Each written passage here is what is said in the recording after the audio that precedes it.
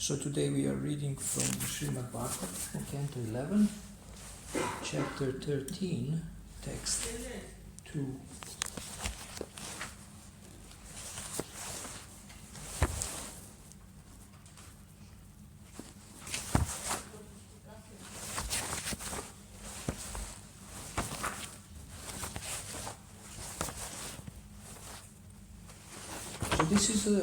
So this chapter we are discussing actually every morning here. We have morning class at 7:30 and evening class at 6, as most of you know.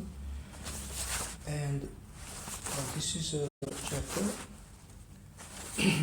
called the Hamsa Avatar Answers Questions.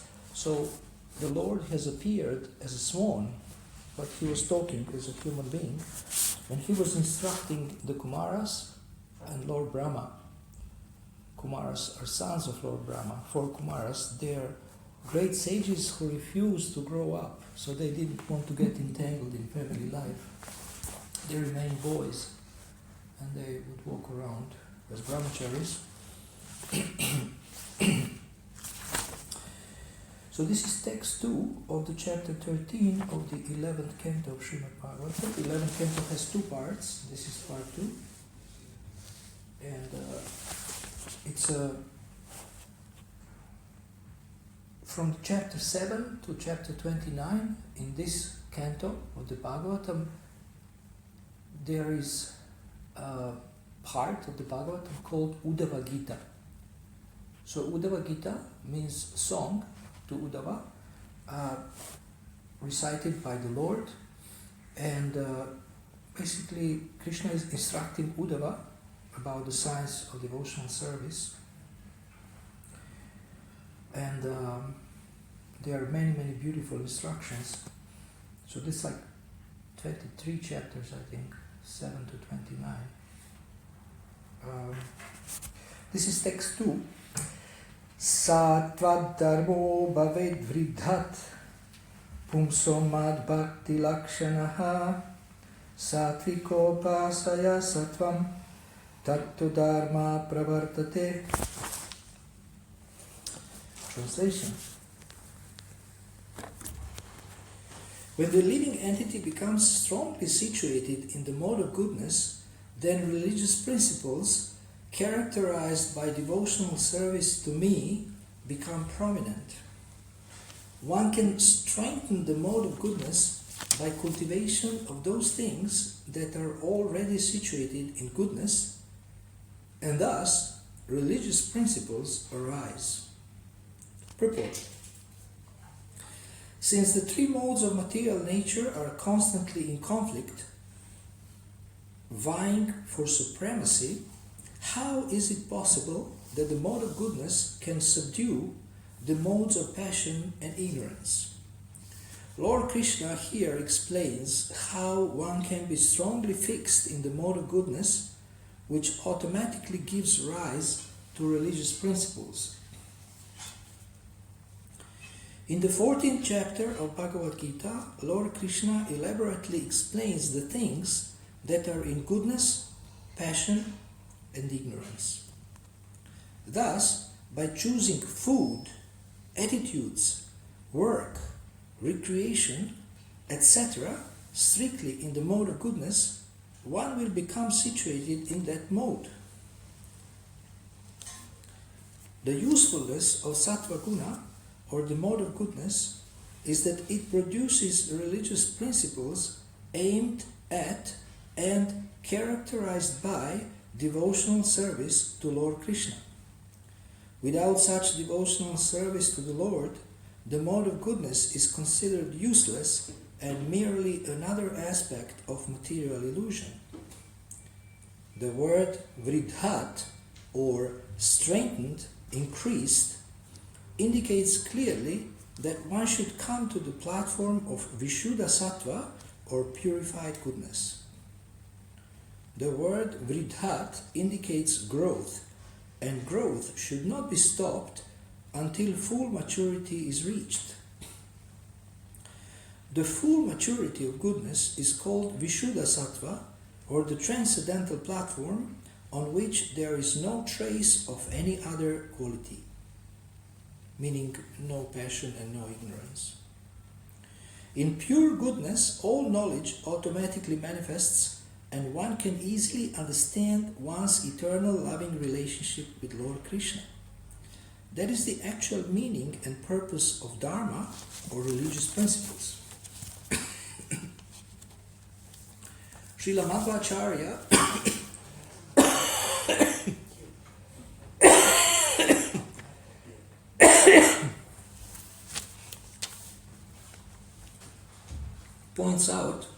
Srila Madhvacharya points out in this regard that an increase in the mode of goodness strengthens religious principles, and the invigorated execution of religious principles strengthens the mode of goodness. In that way, one can advance higher and higher in the mode of spiritual happiness. So there is a verse in the Gita which speaks about regulative principles. This is something that is not very popular. But Krishna says in the Bhagavad Gita that these are regulative principles of freedom. So most conditioned souls are not aware that they are slaves to their senses, that they are slaves to their material desires, that they are slaves to sense gratification. And the reason why these regulative principles, which are basically restrictions, so the reason why they are called the principles of freedom is because they free us from the slavery to the senses. Now the whole world is absorbed in sense gratification.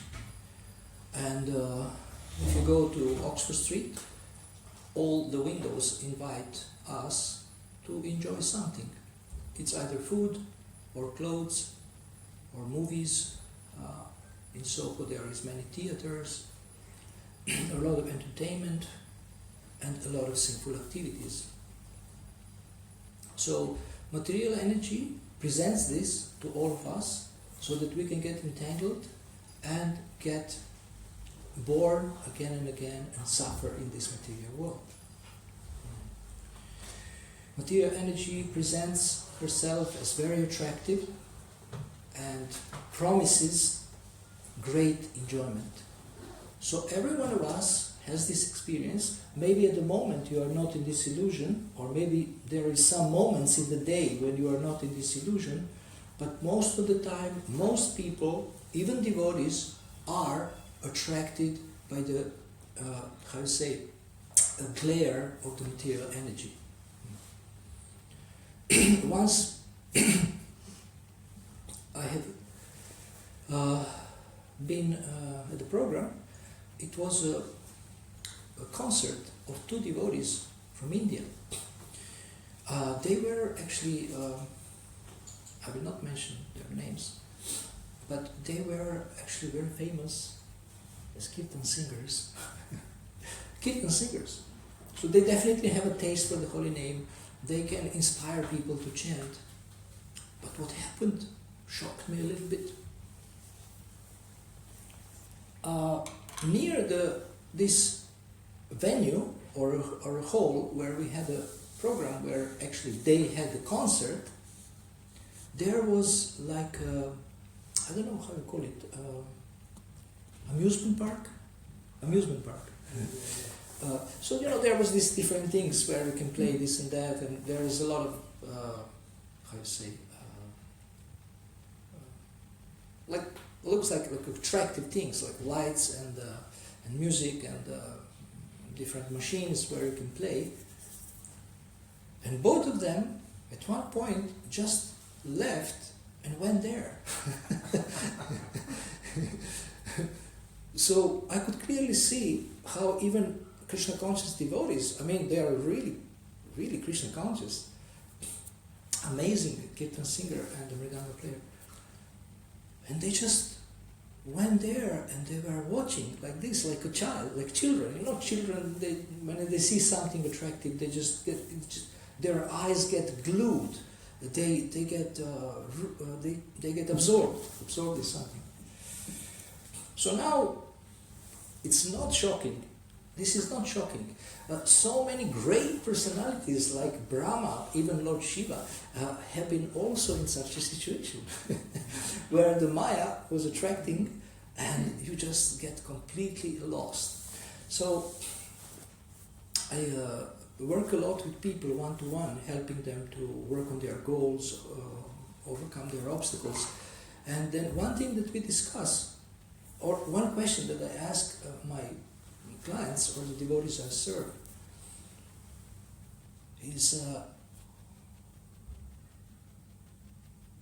what is it when you do it, the time stops? So what is so attractive to, like for example, maybe you see some YouTube video, or I don't know, for different people it's a different activity, that you become so absorbed that you lose track of time. So that means you are so attracted by this. Sometimes it may be a person that is very beautiful, very attractive. She or he looks nice, or speaks nicely, or sings nicely, and you become like this.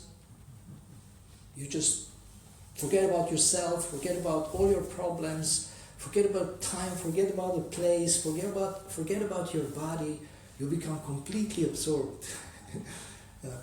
So sometimes when we are looking to discover what is your mission, what is your passion, what are your goals, then I ask them this question, and sometimes they say different things. They are attracted to this and that.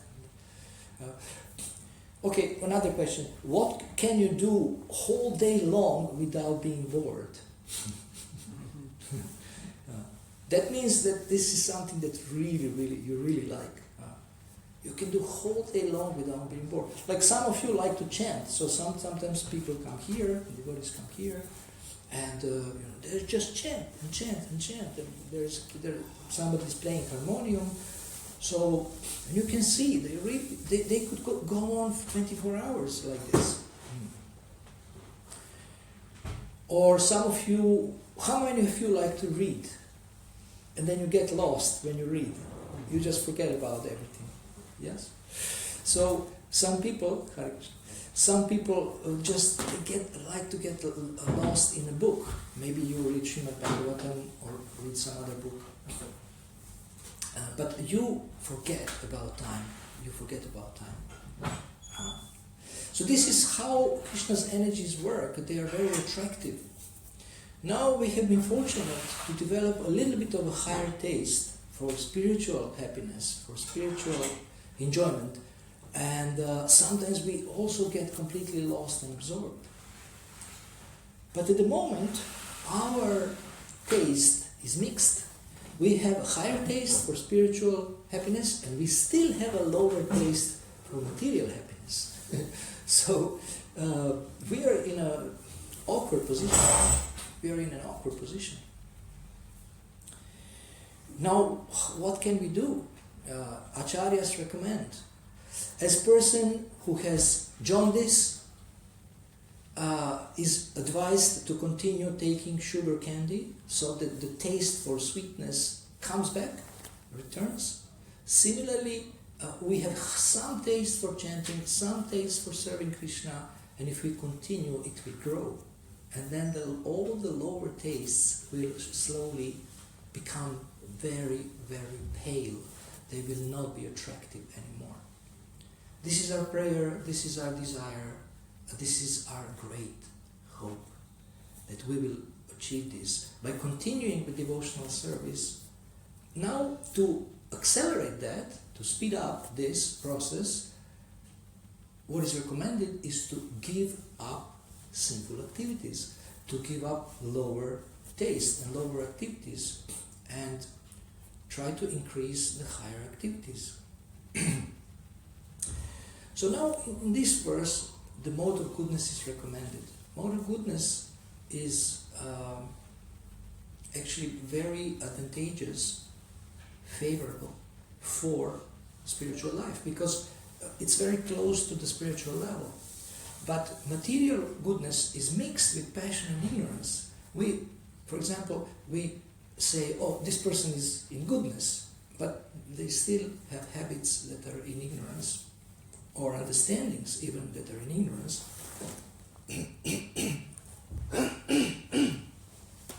And this goodness is not pure. And what is mentioned here is Vishuddha Sattva, that means pure goodness. No passion, no ignorance. This is the level of consciousness that we want to achieve. And when we are in goodness, we can understand and practice religious principles.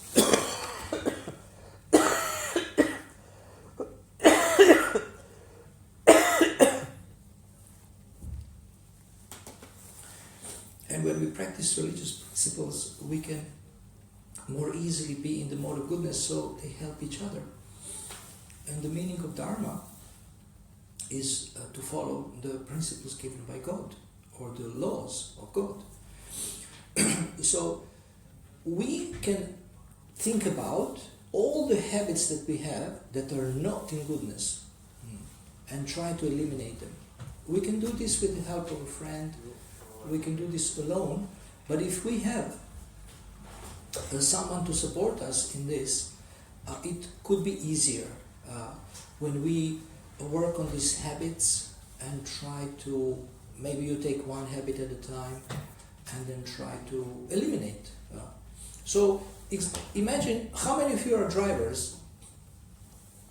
So imagine if you put your foot on the accelerator and at the same time another foot on brakes.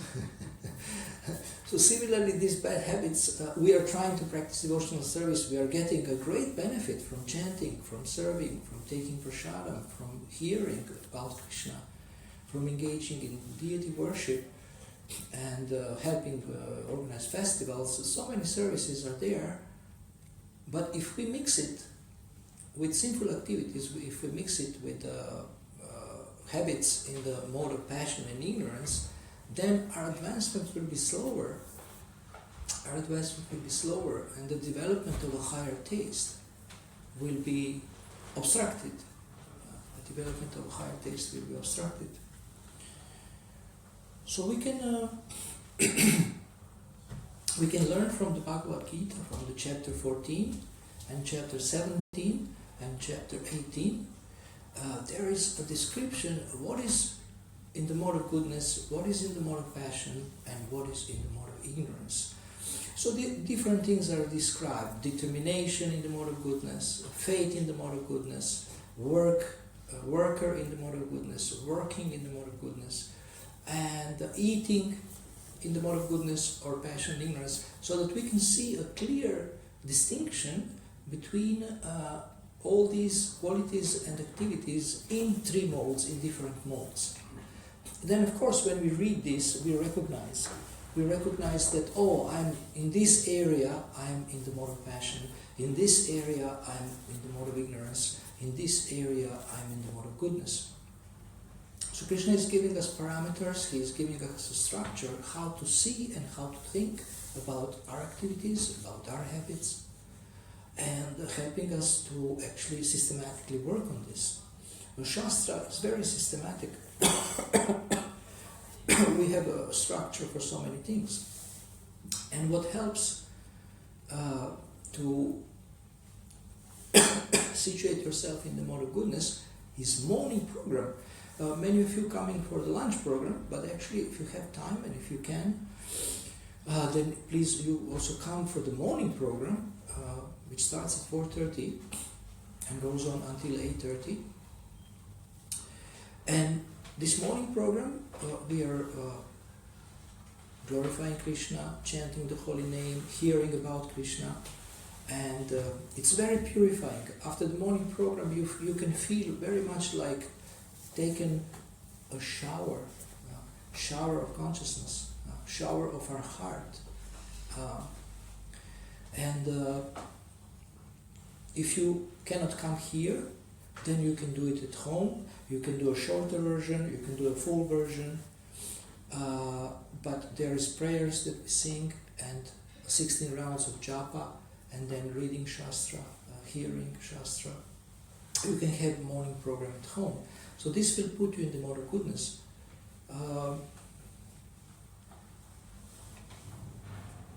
have been practicing for like 35 years, and my sadhana wasn't always perfect, but whenever I did it properly, it had a great effect on my life, on my day, on my activities, on my behavior, on my relationships, on my results, because this sadhana is designed for us to help us on our path back to Godhead.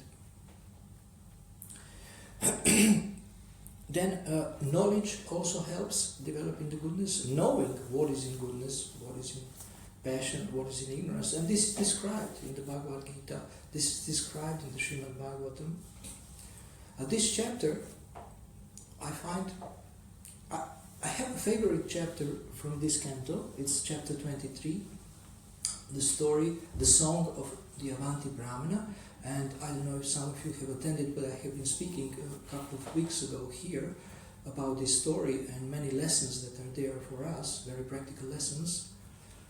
But now this 13th chapter also is becoming my favorite because Krishna is explaining to Uddhava amazing things.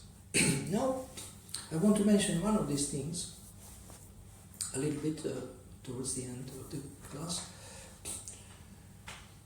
which stuck in my mind when I was reading. Krishna is explaining the relationship between our mind and the sense objects. So this is so relevant. I mean, every day we perceive through our eyes, and we, also experience in our mind what we see, and these are different sense objects. So Krishna is explaining how to get free from the attachment to sense objects. It's like you see a sense object, or you smell it, or you hear it, and it enters your consciousness, and it gets stuck there. And you become like a slave of this. You become like a slave.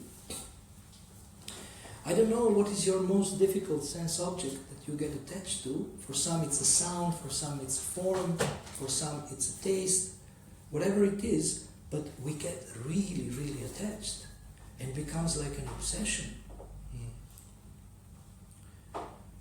So Krishna is explaining, very simple, that you redirect your mind towards me. Focus your mind on me. Focus your mind on my devotional service. Focus your mind on my devotees. And don't get entangled. Now there is a couple of very metaphorical examples in the Shastra about what's happening between our mind and the sense objects. There is an example of a moth or a fly which is attracted to the warmth and the light of the fire and ultimately finds its death there. So light and warmth are attractive, and they give some pleasure for a couple of minutes. But as this moth is going closer and closer to this fire, it finds its death there. So similarly, we are attracted to so many things. Everybody has a dream of enjoying this in this world, of enjoying family life, of enjoying a romance. But if we analyze what's happening to people, is that they get so many problems because of their dream. So this moth is attracted and then gets destroyed and burned.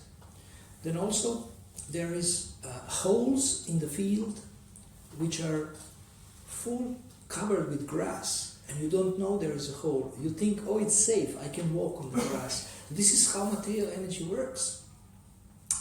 Material energy looks safe.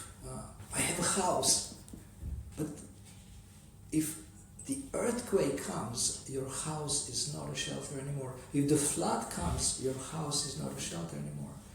The weather forecast for the next few days is -15. So we will freeze completely.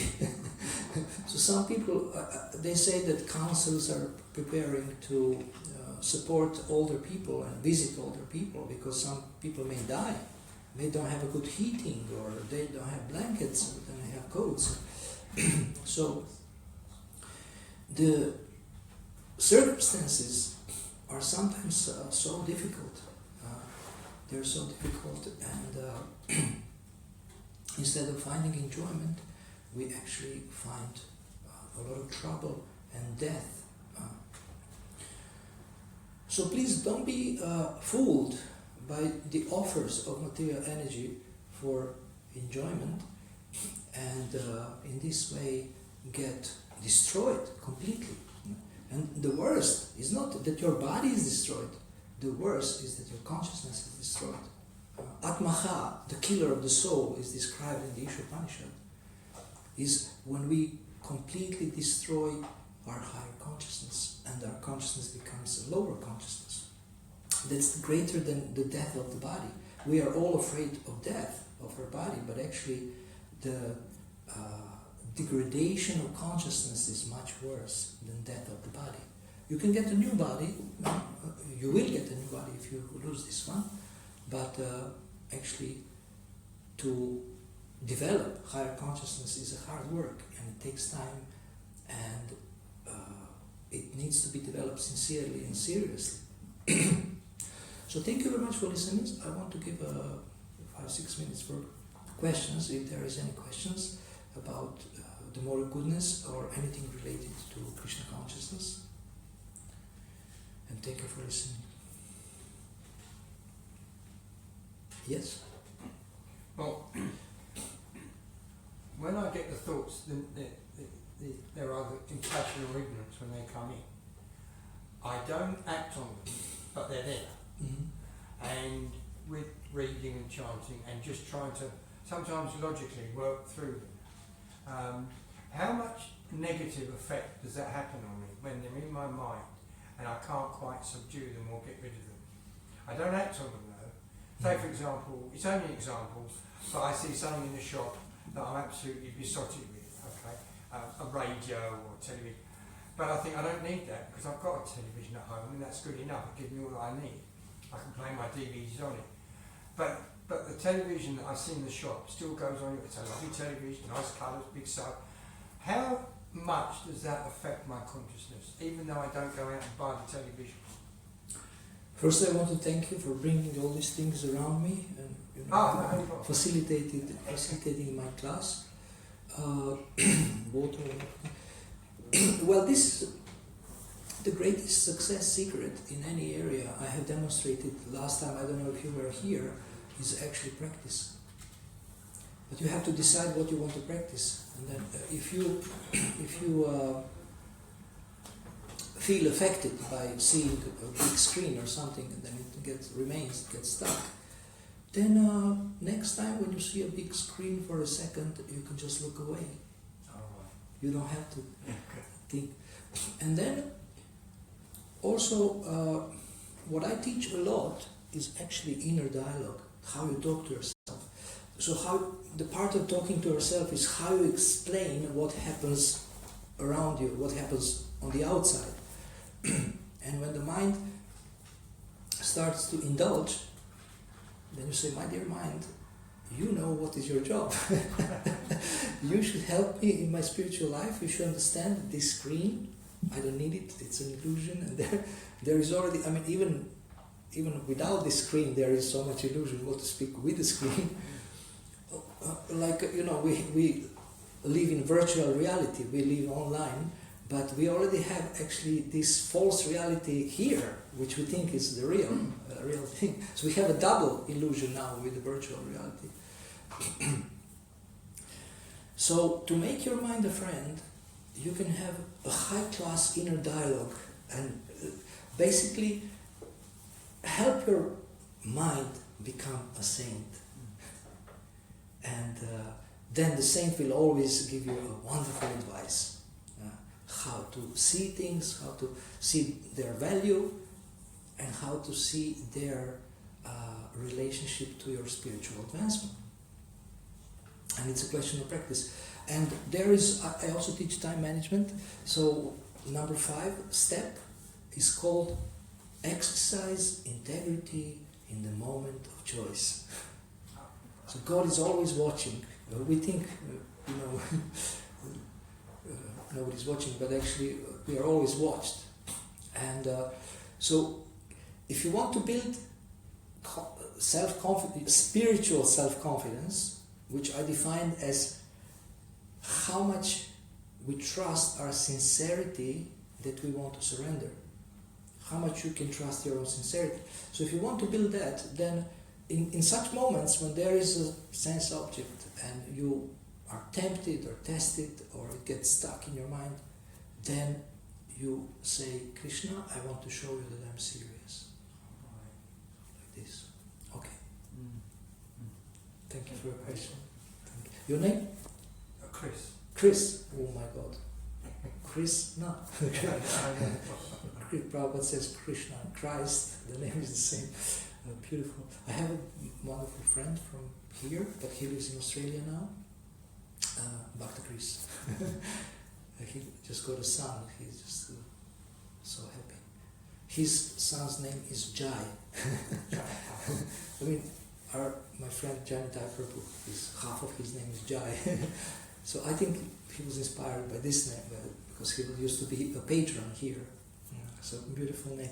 Any other question? Do we have 2 more minutes before Prashana?